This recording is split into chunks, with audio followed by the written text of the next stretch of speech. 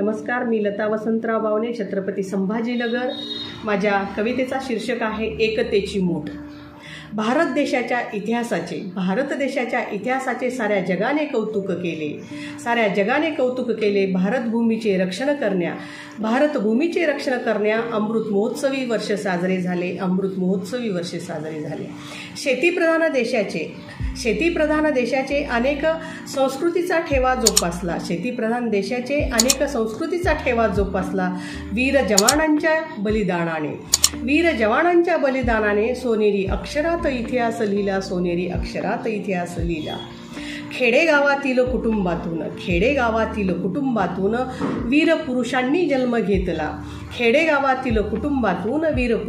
जन्म घेतला।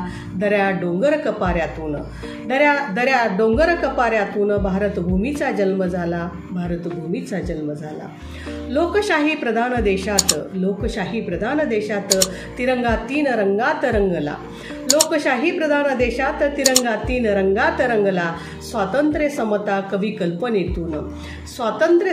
कविकल्पनेतून एकतेचा झेंडा आसमंती फडकला। रक्षण करू देशाचे आपण एक संघ बांधून ठेवू। एकतेची मूठ बांधताना भारतभूचे सुपुत्र होऊ।